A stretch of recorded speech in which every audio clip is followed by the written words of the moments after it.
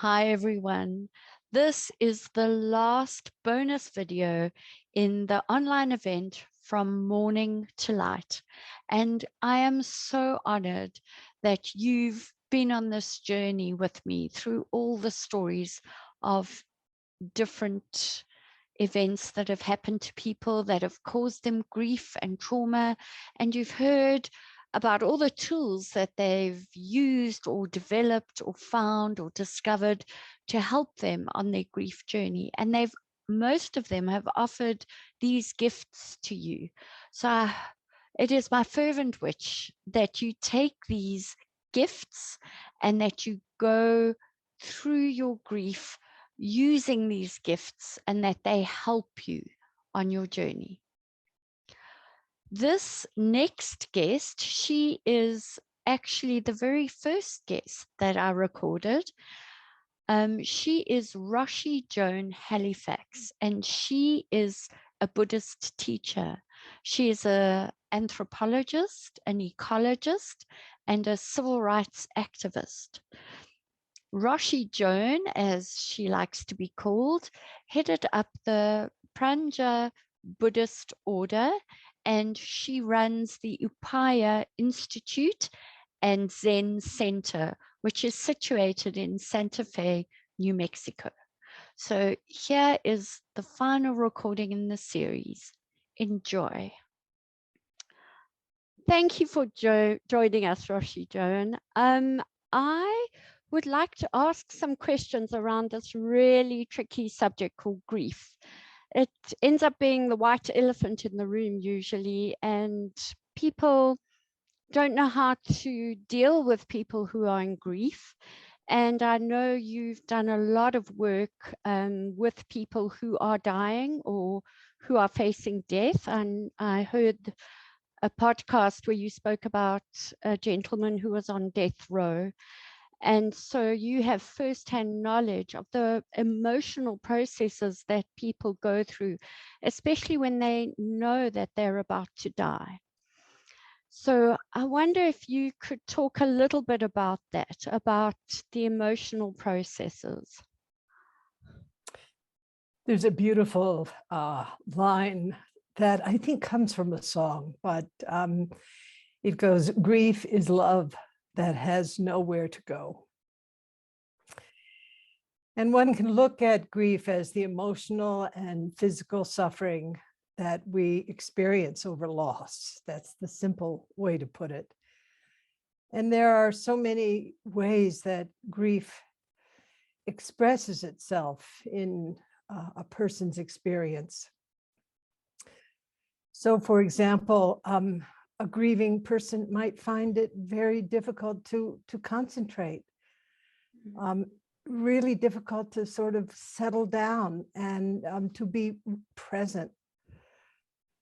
And of course, along with that is, and this is difficult for others to experience who aren't in the deep grip of grief, but there can be feelings of deep irritability.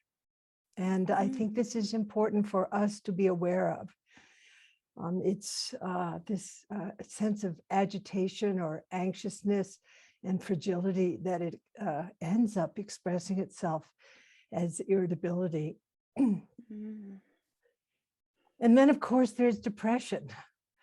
I mean, you know, this is when we really lose our taste for the world and we are drawn into ourselves.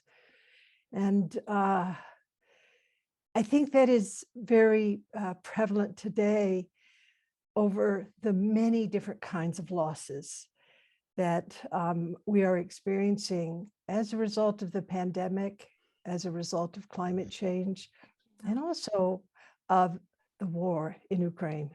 It's really, really different time that we're in. So, you know, for someone who goes through a personal loss, and then we're in a landscape of loss, this is so predictable that there is depression shared by so many.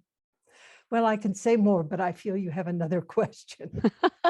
Well, I want to talk about fear, because I think fear comes up a lot for people, especially because of COVID, the war.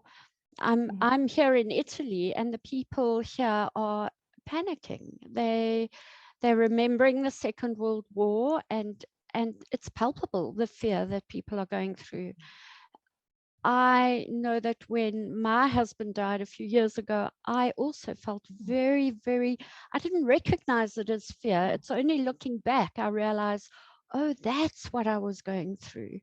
Mhm. And how does one deal with that? Now you have all this fear. What tools can you recommend that people invoke or choose to use, or a mindset they choose to adopt to counter this extreme fear? I think it's helpful to know that fear is a very normal response to threat. And we live in a world that feels very threatening. Whether we're in the middle of the war or in a climate zone that is very threatening. And we're certainly in the grip of that now as a global culture. Mhm. I also think it's important to realize how fear can interrupt processes in our brain that allow us to regulate emotions. So once fear is out of the barn, so to speak, once it is running, it's very difficult to actually work with it. You know, it's not, you can't, it's like a charging horse or a raging fire. It's difficult for it to get, you know, be tamed. And it's also really difficult to be able to read the cues of people around you. You know, you're very, everything is perceived as a threat. And just to know that fear definitely adversely affects our decision making and our thinking processes, and it leaves us so vulnerable to intense emotions and being really impulsive. So one of the things is that when you're in the grip of fear, it's not so easy to get out of it. Mhm. And Mhm. the important thing really is to understand that before you become subject to fear, it is to have a way to, when you feel this sense of threat or when threat is present, is to get grounded, Mhm. to potentially use the breath as a way to activate your parasympathetic system, because what's activated in fear is your sympathetic system. Your response to threat is inside your nervous system, and there's two nervous systems, the sympathetic and parasympathetic. Boy, when the sympathetic system is activated, it is very challenging to get back into what some people call the resilience zone. So when that first feeling of fear is arising, it is really important to notice it, acknowledge it, and then to get grounded and to have the ability to have a metacognitive or meta-aware perspective on what is transpiring. Is the threat real? Is it imagined? Is it going to be a prolonged threatening situation, or will it be brief? You know, it's being able to see things. Am I alone, or do I have support?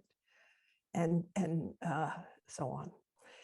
So fear and grief, it's interesting you bring that up, because they are often related to each other.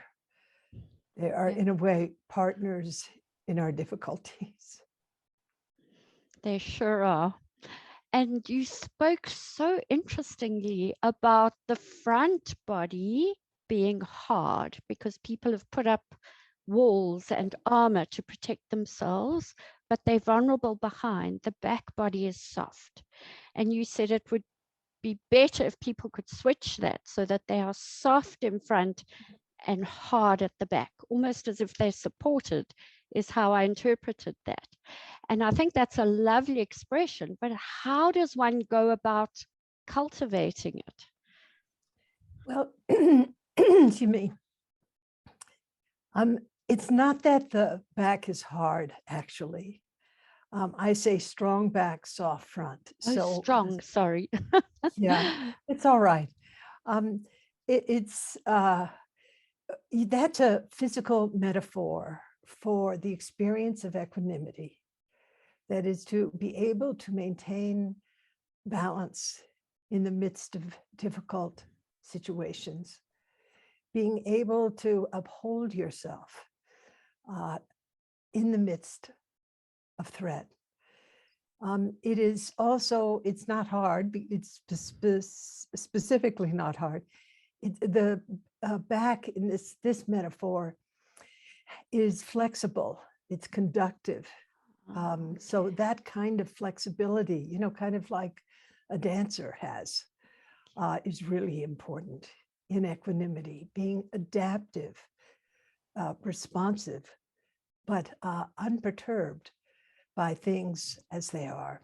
And then the soft front is a physical metaphor for compassion. And that is that capacity to expand our subjectivity and to really allow the world into our experience. And you gave the metaphor in its reverse terms, which is often what people experience: strong front, you know, being really defended with a hard front, and then a soft back, which is fear. So a lot of what we do in our practice in working in situations where suffering is really present is to actually work on developing this very metaphor of strong back, soft front. And, you know, contemplative practice is this powerful means for doing exactly that. It takes a lot of practice to actually move out of the patterns that are based in the small self, the sense of threat, your life being destroyed, your world being destroyed, and to have this quality of openness and ease that, you know, someone, for example, like Thich Nhat Hanh had, you know, who was lost his whole country, or the Dalai Lama, expressing it another way, who lost his country and so much. And so, or Malala, I think she's a powerful example of strong back, soft front. Okay. And would one achieve that through daily meditation and contemplation? Mhm. Would you suggest someone learns how to meditate in order to cultivate that?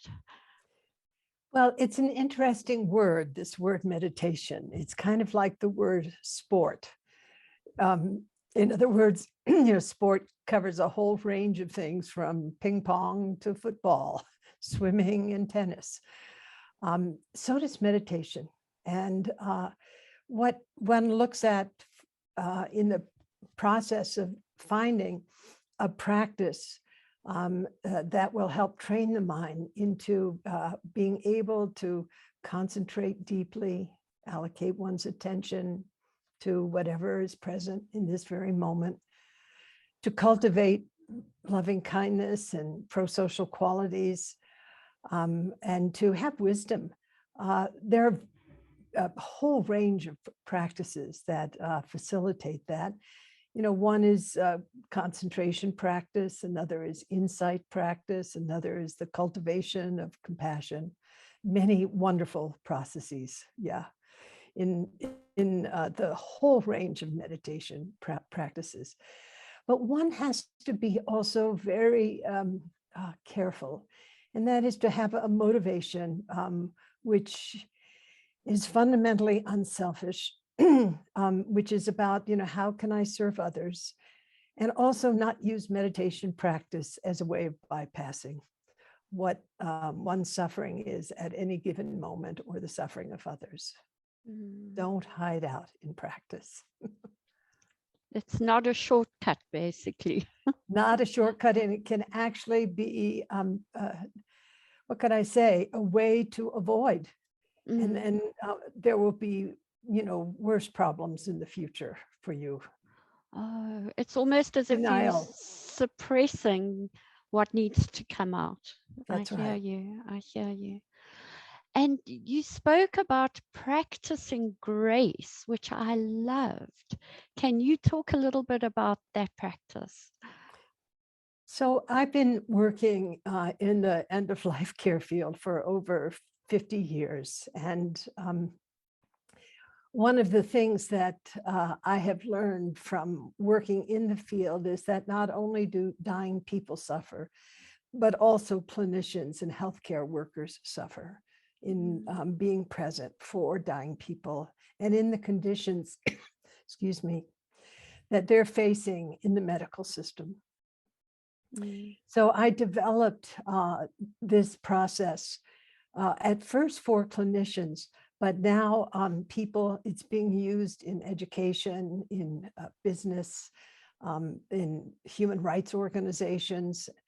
There's even a National Grace Association in Japan where clinicians are and study groups in many parts of Japan. So the background is big. I won't go into it. We don't have much time, but I developed a heuristic map of compassion because I realized there was a deficit of compassion that was being experienced in the healthcare field. And as a result of that, clinicians really suffer when they're dissociated from their own deepest experience of care and concern. And also, of course, those whom they endeavor to serve suffer from that kind of alienation.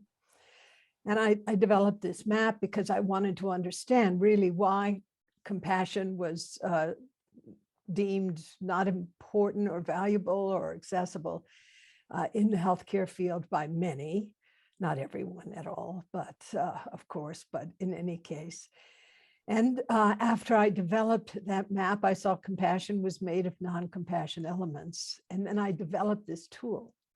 It's a very powerful process, but very direct and simple.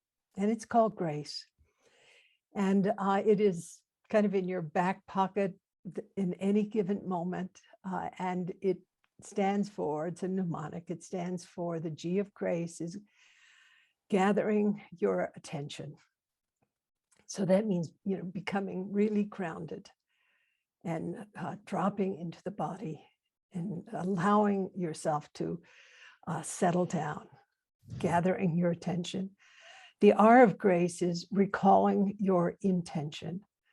It's taking a moment to touch into your calling or your morals or your ethical perspective, or why are you here in service to this person, because you want to end suffering. And sometimes we do this very vividly, when we're standing right in front of a patient who's really in the grip of pain. And it's taking that breath and remembering, I'm here to serve, to be of benefit to this person. And this, of course, when I was working in the prison system, really kept me going in the prison system, doing that work.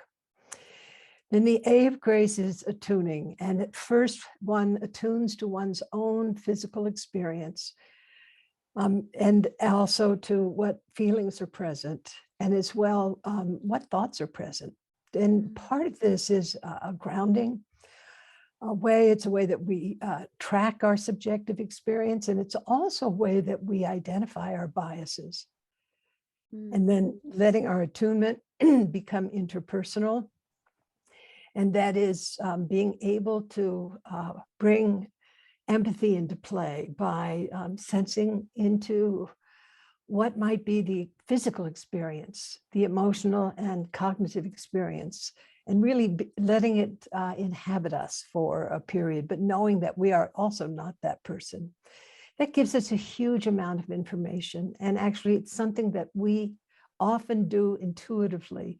But the first part of grace, the GRA, that is getting grounded or gathering your attention, recalling your intention and attunement, this is a wonderful, you practice it and then it becomes instantiated, it becomes natural. And then from this, you consider what will serve, the C of grace. And the E of grace is engaging. So out of that comes engagement, and then ending, how you complete the interaction or what you've learned, or expressions of appreciation and so forth. So grace is a really powerful way for people to work with in the presence of suffering, but also to work with oneself as this kind of dysregulation happens. I can see how that tool would help people who are caring for their loved ones who are terminally ill. It would help to give them the strength and to not get sucked into the emotions of it all the time, so that they can serve their loved one and not get undone by the whole process. That's right. I think it's brilliant. Thank you. Thank you. It's really been of benefit to me. So personally, but, to also see how many others have benefited from it is, it's very, it's kind of, you feel, oh, I did something that was useful. And I think it would help psychologists or counselors. I see incredible repercussions from people using this. Yeah, same. Well, we're doing actually a training on it this weekend, and over 800 people are registered from all over the world. Wow. And, as I said, and actually later today, I'm doing a program for people in Holland on it. So it's all over now. And I'm glad, because it's so practical, it's accessible, easy to teach, and really easy to learn. And simple. I mean, grace, just the word grace embodies exactly what it is without being the acronym. Right. Do you have any advice for people who are left behind after their loved one dies? Does this grace concept still work when you are dealing with grief? I mean, the person isn't there anymore, so the compassion isn't needed for the other person. How would you switch it to have compassion for yourself as you grieve, as you go through this loss of your loved one? Have you any thoughts on that? Well, I think it's so important to understand that loss is a natural part of life. And that loss can actually teach us. It can humanize us. It can be a way that our own compassion can awaken, and that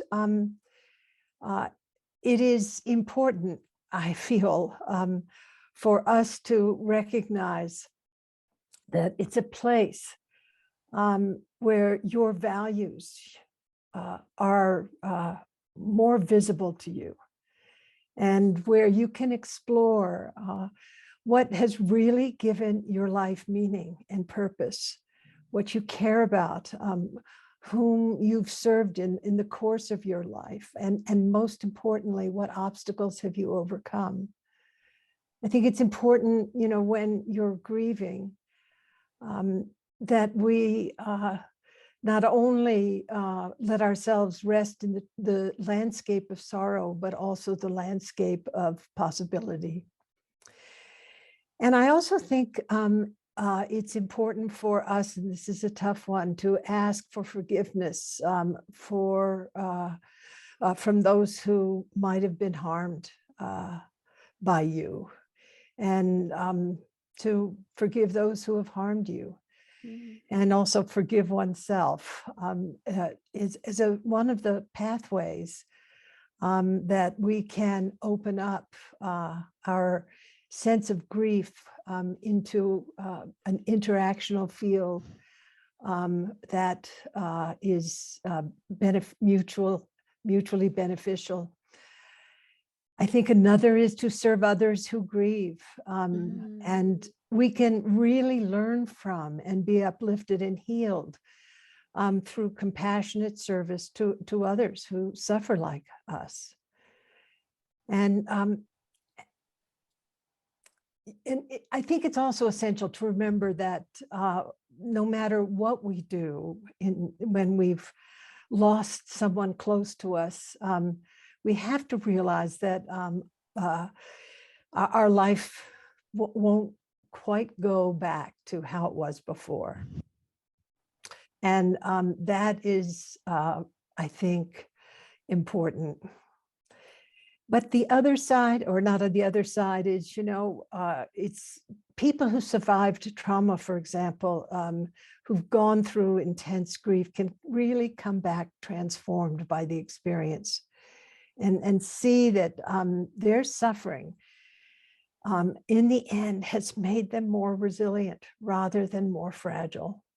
And I think this is why many people pull away from grief. They feel as if it's too dangerous for them to experience. But in fact, grief is deeply humanizing. So I think your life is an example of it. You lost your husband, and now you are in this experience of opening this exploration of grief for others. So I just thank you for the opportunity to meet with you and explore this. And I also thank you for what you're doing. Well, I'm so grateful that you said yes, that you would talk to me. I was actually so excited. You were the first person who said yes, actually. Wonderful. And after you said yes, a lot of other people said yes. But after my husband died, I was lost, and I was in the landscape of grief. And as I started to come through it, you're quite right. I suddenly felt that I had this strong urge to serve. And grief, I think, brings everything into sharp focus because you're still here. You're still alive. And what are you doing with your life? It's not over. And it gives you a very hard look at what are you doing and what are you going to do. That's how I experienced it. Yeah. Thank you, Sadie, for your wisdom and your courage to step forward and for serving others in this way. Oh, thank you. Thank you too, Roshi Joan, for your time and also for your wisdom. Okay, thank you.